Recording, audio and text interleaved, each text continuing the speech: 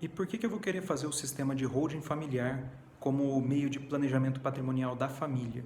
Por que eu vou querer abrir um CNPJ que não faz nada e colocar meus bens lá dentro?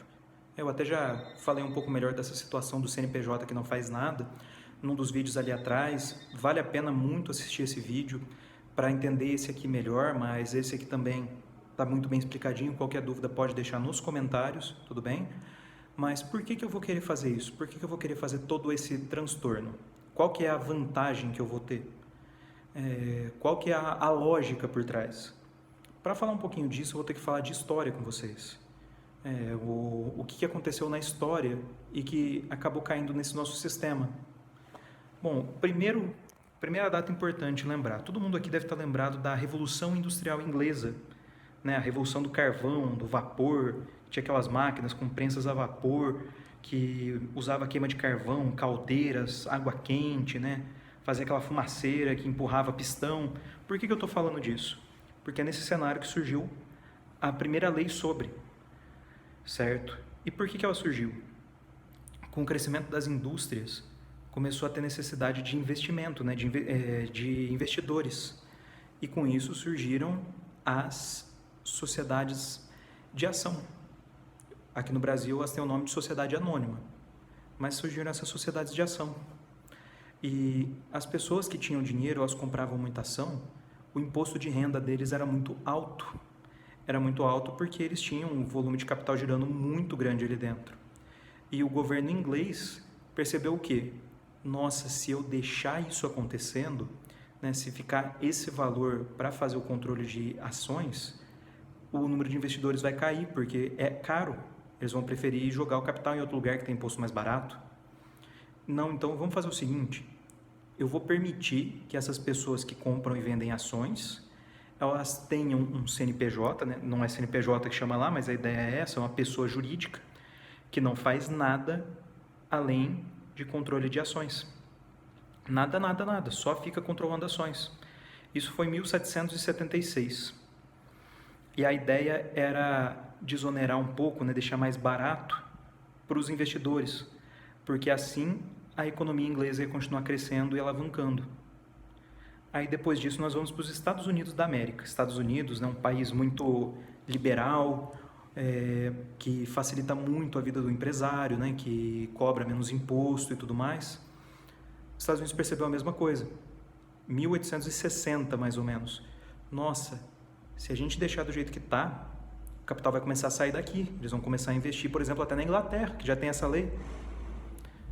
Vai prejudicar a gente aqui dentro. A gente precisa dar um jeito do capital ficar aqui dentro, para os investimentos acontecerem aqui dentro e desenvolver as nossas indústrias. Como que eles fizeram isso? O mesmo sistema, permitindo a criação de uma empresa que não faz nada além de controlar ações. E com isso nós chegamos agora no Brasil, já muito tempo depois, 1976. 1976, né, começaram a vir as multinacionais para cá, a Ford, a Chevrolet, a Fiat, e com isso começou a ter uma pressão muito forte, porque essas empresas, elas são sociedades de ação, e o Brasil não tinha nenhuma lei para sociedade de ação. Tinha algumas leis muito primitivas de investimento ainda por cima. E tinha essa demanda, né? Os governos queriam, falou, Brasil, você precisa de uma lei de ações, de sociedade de ações. Em 1976 essa lei foi criada. E ela é diferente do governo brasileiro como um todo. Porque o governo brasileiro, né, as leis brasileiras, elas pressionam muito o empresário. Elas são mais protecionistas. E a lei de SAs, a lei de sociedade anônima, ela trouxe um liberalismo quase americano para cá, quase uma tradução da lei de 1860 dos Estados Unidos. E isso criou um cenário novo, algo que a gente não tinha. Agora, nós temos vantagens tributárias para se ter um CNPJ. É muito mais barato, tributariamente falando, você deixar seus investimentos no CNPJ, né, suas ações no CNPJ, e isso é totalmente legal agora. Você pode fazer isso, você não precisa fazer nada além do que a lei permite. A lei brasileira passou a garantir que um CNPJ possa ter ações, e só ações, igual nos Estados Unidos, igual na Inglaterra. qual que é a vantagem disso? Isso significa que o governo brasileiro falou: empresário, você pode buscar formas de eficiência tributária. E eficiência tributária é a razão que eu contei toda essa historinha para vocês, para contextualizar vocês, para vocês entenderem o que aconteceu. Mas em resumo, essa a razão que você cria uma holding familiar para planejamento patrimonial da família. É essa a razão. Você não vai criar isso pensando em outra coisa além de eficiência tributária. Para não pagar mais imposto se você pode pagar menos. Garantir menos dor de cabeça para os filhos na sucessão. Né? Garantir mais conforto na hora da sucessão. Com toda essa situação, o que vocês conseguem é isso. É uma eficiência tributária. Para se fazer uma holding familiar, você não está dando golpe no Estado, nem nada. Você está usando uma autorização que o Estado deu para planejar a melhor forma de se incidir menos impostos. E se incidindo menos impostos, você corta custos e corta também, por consequência, tempo dos seus filhos. Tempo que eles iriam ficar brigando por um inventário ou pagando um preço muito maior com o inventário. É por isso que se faz uma holding familiar. É essa a razão. A eficiência tributária é saber que você pode pagar menos impostos se você estiver planejando tudo com antecedência, estiver ciente de quais são os seus direitos e quais são as leis envolvidas. Eu não fui ali longe nos Estados Unidos, na Inglaterra, só para confundir.